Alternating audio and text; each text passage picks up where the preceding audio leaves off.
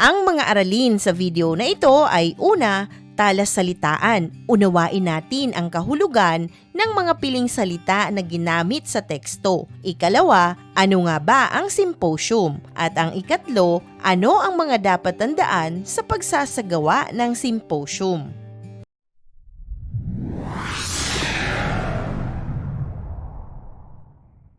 Dumako na tayo sa unang bahagi. Alamin natin ang kahulugan ng mga piling salita na narito. Unang bilang, panayam, pag-uusap sa pagitan ng dalawa o higit pang mga tao o di kaya pakikipag-usap. Ikalawa, kalahok, kasama o kasali sa isang patimpalak. Ikatlo, pulong, isang pagtitipo ng dalawa o higit pang tao o miyembro ng grupo para talakayin ang mahahalagang paksa o di kaya plano. Ikaapat, tagapatnubay, tagabantay, tagapaggabay.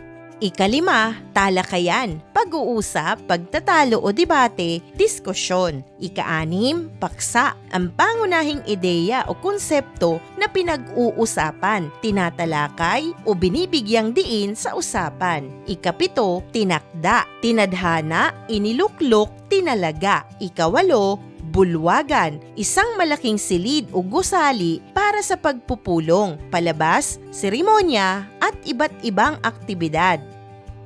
Sa ating pagpapatuloy, alamin naman natin at unawain kung ano nga ba ang symposium.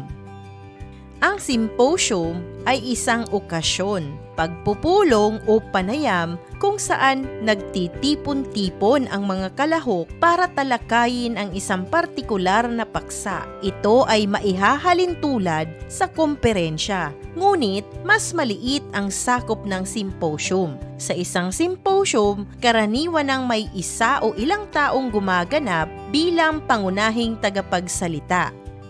Isa o ilang piling eksperto ang tumatalakay sa paksa o usaping nakapaloob sa symposium. Pakikinggan naman sila ng mga kalahok, bisita, kapwa eksperto sa paksa o taga-subaybay sa nagaganap na symposium. Sa unang bilang, ito ay may isang moderator na tagapaglahad ng paksa at layunin ng talakayan, tagapagpakilala ng mga tagapagsalita, tagapatnubay sa kaayusan at daloy ng talakayan, tagapaglinaw sa mga tanong at detalye, at ang panghuli, tagapagbigay ng buod ng talakayan.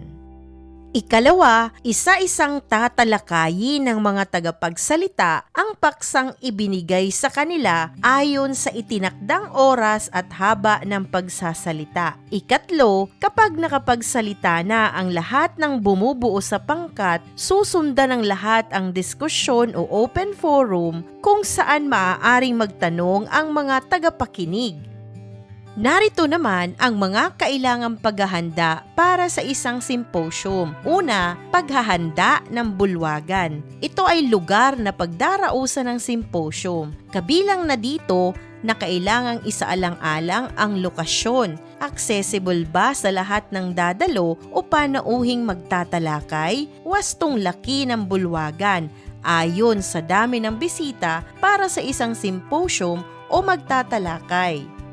Ikalawa, pagpapaalam sa madla ng mga detalye ng symposium. Kailangang naipabatid ng maayos sa mga panauhin at iba pang sangkot sa gaganaping symposium. Ikatlo, pagbuo ng programa para sa symposium. Kailangang nasa ayos na daloy ang symposium upang hindi masayang ang oras ng mga bisita at iba pang sangkot sa symposium.